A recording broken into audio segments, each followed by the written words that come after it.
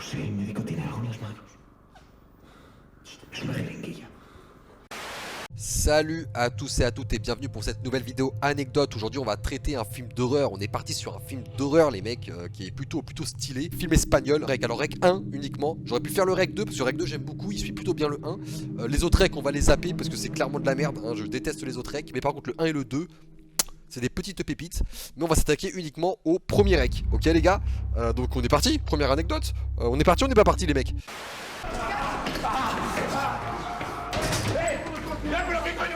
¡Que falta Guillem! ¡Que falta Guillem! ¡Que falta Guillem! ¡Que le han mordido! ¡No podemos dejarle salir! ¿Pero cómo mordido? ¿De qué cojones está hablando? Se contagia a través de la saliva. Première anecdote les amis, on va s'attaquer au titre du film puisque de base ce n'était pas Rec le titre, enfin il y a eu deux titres en fait qui se battaient en duel, deux titres de merde, hein, nul à chier, on va pas se mentir, vous allez voir c'est atroce. Le premier titre ça devait être Rabia 6. Alors Rabia 6 ça veut dire quoi? Alors Rabia c'est un mot espagnol puisque le film est espagnol. Rabia ça veut dire rage, donc le film aurait dû s'appeler Rage 6. Alors 6 pourquoi? Peut-être les 6 étages de l'immeuble, je sais même plus s'il y a 6 étages d'ailleurs avec cet immeuble, mais peut-être ouais, voilà, le fait qu'il y ait 6 étages, Rage. Ah là ça connote le zombie, la rage, l'envie de bouffer, tout ça, voilà. Donc Rabia 6, premier titre, c'était vraiment de la merde. Et sinon ça aurait pu être Bomberos. Et Bomberos ça veut dire quoi en espagnol? Ça veut dire pompier, puisque pour vous mettre dans le contexte de l'histoire, en gros c'est une journaliste qui fait un petit reportage dans une caserne de pompiers. Et le truc c'est que les pompiers vont être appelés en intervention dans un immeuble, voilà, il se passe un truc chelou dans un immeuble. Du coup bah va suivre en immersion ces pompiers là vers cet immeuble là, et ils vont se retrouver bloqués dans cet immeuble là. Et le truc c'est qu'il y a une menace dans l'immeuble, voilà, il y a un virus qui s'est déployé dans cet immeuble, et c'est la merde, voilà, c'est la merde, et du coup bah ils vont se retrouver bloqués dans l'immeuble. Donc voilà, premier titre Rabia 6, Rage 6, c'était flingué. Et puis après pompier, Bomberos, c'était flingué. Je préfère largement Rec à Bomberos ou à Rabia 6, hein. Rec c'était parfait, et c'est parfait. Pero si no sabes si le ha mordido o no le ha mordido, tienes que dejarlo salir. Los infectados están esposados. Si no se acerca a ellos, no podrán hacerle daño. ¿Infectados de qué? ¿Qué les pasa a estos hombres? ¿Por qué están así? ¡Hace minutos estaban tranquilos! Deuxième anecdote les amis, on va parler du lieu de tournage, donc du Rec 1 et Rec 2, puisque les deux films se passent dans le même lieu, dans un immeuble. Saviez-vous que le film a été tourné dans un immeuble du centre de Barcelone, désaffecté, très précisément au 34 Rambal de Catalunya, spécialement dédié au tournage de films et de séries télé espagnoles. C'est-à-dire qu'il y a plein de films et plein de séries qui ont été tournées dans ce bâtiment-là. Mais voilà, ce bâtiment-là a vraiment été connu grâce à la saga Rec, enfin grâce aux deux premiers films Rec. Il faut savoir que c'est un immeuble désaffecté, mais que tous les appartements sont déjà aménagés. C'est-à-dire que tous les meubles et tout sont restés intacts vraiment là, présents comme ça. Et qu'en fait, l'équipe de tournage, quand ils sont arrivés, ils n'ont pas eu vraiment besoin de créer beaucoup de décors, à part un décor spécial, ça on va en reparler un peu plus tard. Mais du coup, les appartements sont déjà équipés de meubles et tout, donc ils n'avaient pas grand-chose à faire. Ils ont quand même rajouté 2-3 trucs quand même par rapport à leur film et à leur scénario. Voilà, plutôt sympathique, plutôt intéressant comme anecdote sur le lieu de tournage du film.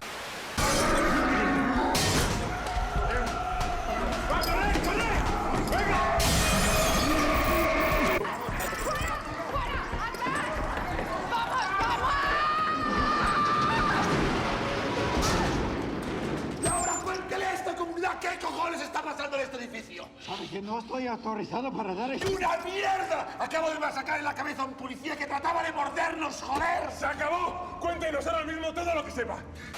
Troisième anecdote les amis, anecdote que j'aime beaucoup, puisque saviez-vous qu'en réalité l'appartement d'Albelda, désolé si j'écorche son blaze, c'est l'appartement au dernier étage. En fait, dans Rec, à la fin, ils doivent se rendre à cet appartement-là parce qu'ils doivent rechercher un truc très important qui est dans cet appartement-là, sans trop vous spoiler.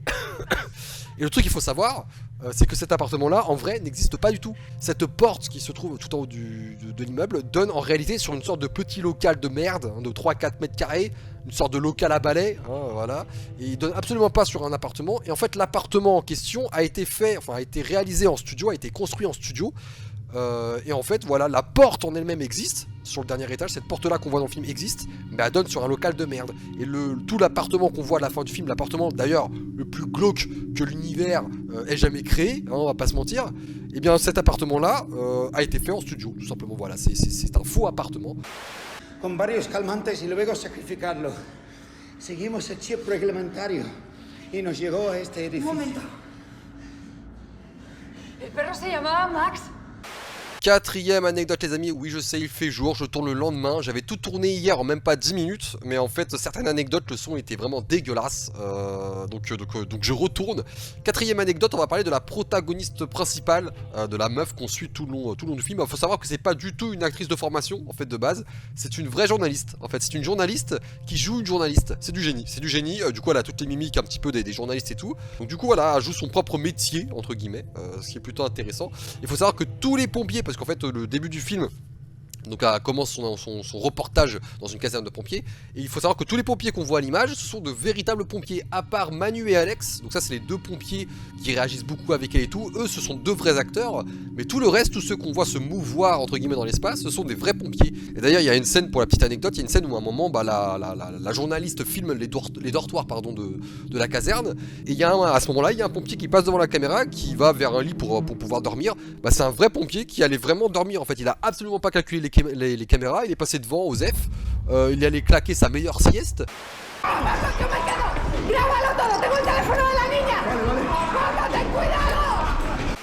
Cinquième anecdote les amis, là on va parler de mon anecdote préférée, elle est un peu plus longue que les autres, mais là on va parler tout simplement de l'appartement qui se trouve tout en haut de l'immeuble, l'appartement le plus glauque que l'être humain n'ait jamais conçu. Savez-vous que toutes les scènes tournées en infrarouge dans cet appartement là, ce sont des vraies scènes tournées à l'infrarouge, c'est-à-dire que les acteurs qui sont filmés, enfin la journaliste du coup qui est filmée à ce moment là, elle est vraiment dans le noir complet, elle sait absolument pas où elle est en fait.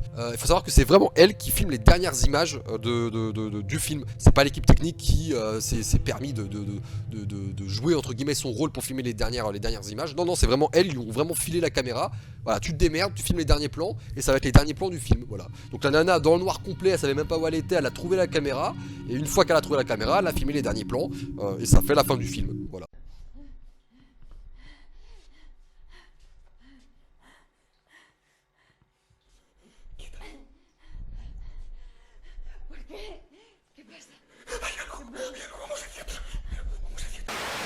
Il faut savoir aussi autre chose, c'est que dans cette scène-là, donc elle va dans cet appartement-là pour retrouver quelque chose, pour trouver des clés en fait. Il faut savoir qu'en fait l'équipe technique et le réalisateur ont vraiment caché les clés dans l'appartement. C'est-à-dire que l'actrice elle se retrouve dans un appartement où il fait tout noir, et son but dans cette scène-là, c'est vraiment de trouver les clés. En fait, elle sait absolument pas où sont les clés. Encore une fois, c'est pour accentuer un peu son côté peur, tout ça, panique et tout. Et du coup, elle doit vraiment tâtonner dans le noir pour trouver des putains de clés. Le réalisateur est un vrai fils de pute. Niña, seguro? Sí.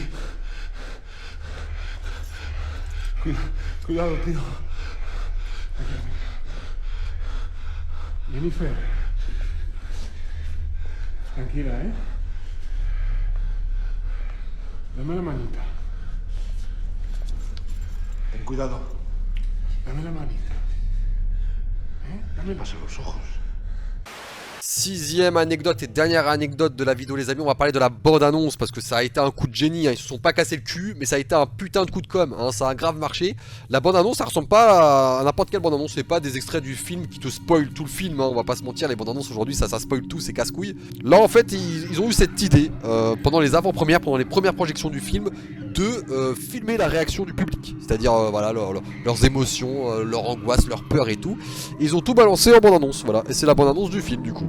Coup de génie, parce que du coup les gens ont assisté à cette bande-annonce là, ils se sont dit bah tiens nous aussi on va aller au cinéma, on va voir s'il fait autant peur, si nous aussi on va flipper. Et voilà, ça a été un putain de gros coup de com', c'est des génies, ils sont trop forts. Moi ça me fume dans les films de zombies en général, t'as l'impression que les personnages dans leur univers là n'ont jamais connu le zombie, enfin ne connaissent pas le zombie, tu sais, ce truc de gens qui bouffent d'autres gens. Tu sais, on dirait que on dirait qu'ils découvrent le zombie dans leur film, tu sais, c'est oh non madame on peut vous sauver, vous inquiétez pas, c'est quoi, c'est un petit rhume que vous avez, la meuf elle est pleine de sang, elle a de la chair dans la bouche, tu sais, mais non c'est qu'une petite angine. Frère, ça se voit qu'elle bouffe des gens, ça se voit que c'est un zombie. Putain, nous dans notre monde, moi je vois ça, c'est une balle dans la tête direct, je cherche pas à comprendre. Pareil, truc qui me fume, c'est qu'à un moment, les personnages, ils sont au courant que si on se fait mordre, on devient un zombie. Ils sont au courant, ils le savent, tu sais. Mais non, il y a un de leurs potes qui connaissent depuis même pas 10 minutes qui se fait mordre. Ah putain, non, faut l'aider, on peut le sauver. Mais oui, oh, on peut le sauver. Il s'est fait mordre. On sait que Pablo, tout à l'heure, il s'est transformé en zombie, mais lui, peut-être pas, tu sais. Par contre les gars, petit conseil, si vous voulez regarder le film dans de bonnes conditions, regardez-le en espagnol. Alors, c'est un film en espagnol. Par contre, si tu veux rigoler, regarde-le en français. C'est atroce, franchement le doublage. De toute façon, l'espagnol c'est une langue qui débite à fond. Donc si tu mets du français sur d'espagnol, c'est atroce. Franchement, le film, il est... Mais regardez-le en français quand même, parce qu'il y a moyen de se taper des barres. Et voilà les amis, c'était la vidéo anecdote sur Rec, sur le premier Rec. À la prochaine pour une nouvelle vidéo, anecdote peut-être, je verrai bien ce que je vais faire. J'ai aucune idée pour le moment, donc me casse pas les couilles. C'était Rec, c'était l'annexe ciné. Bon voilà, c'est tout, hein. Bonne soirée, ciao ciao. Moi je vais kicker sur Hogwarts Legacy.